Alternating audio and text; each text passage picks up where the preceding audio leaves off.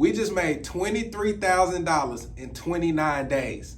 Here's how we did it. So the marketing strategy we used to find this deal was cold calling. Not sure what list it was on, but it may just been a simple vacant lot list because I don't believe this lady had any back taxes or liens owed on this property. And once we reached out and connected to the seller, she let us know that the family had no plans to build on the lot and that they were no longer really able to continue paying the yearly taxes on the property, knowing that they didn't have any plans for it, nor did they want to continue to maintain the property by mowing it or keeping trash off of the lot, because of course if you don't do those things, then the county of Dallas will issue you fines and liens that can accumulate pretty seriously. And these were older ladies. So the lady that we were communicating with was probably in her 60s, but she was actually acting on behalf of her aunt who she lived with, who was older than her, maybe in her 80s, who didn't even have the capacity to really do business transaction with us, but she was alive, she was coherent. She is the one who actually ended up signing the final closing documents, but we did all the business with her niece, who was also up in age. So of course, they did not want to continue going out mowing the yard or having to pay somebody to do that.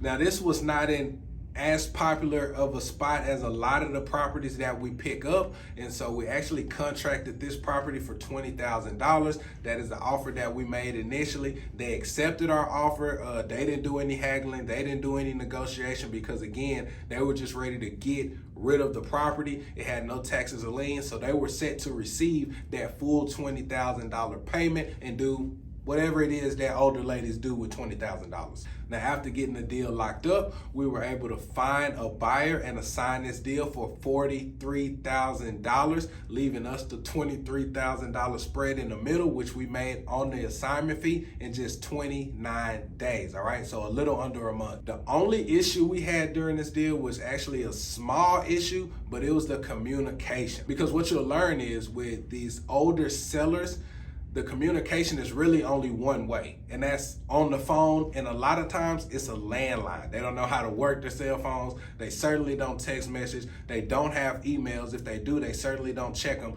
So we have to do a lot of calling on the home phone, and when they didn't pick up, I have to do a lot of pull-ups to get information and get documents signed that the title company needed in order to keep pushing the process forward. So if you deal with older sellers, just be ready for that, all right? Be able to get on their level with communication. It might not be a text, it might not be an email, you might have to gas up the call and pull up, but it's all worth it if you can make 23 bands in 29 days, all right? All right, y'all, so that's all I got for y'all today. Thank you for tapping into this week's deal breakdown. And as with all of our wholesale deals, and able to complete this transaction, we did not use any of our cash. We did not utilize any credit. We did not do any repairs or take ownership of the property. We simply sold our equitable interest in the property after contracting it from the seller. If you want to do deals like this, there's a link in my bio for you to learn this wholesale strategy. You can buy my ebook. I also have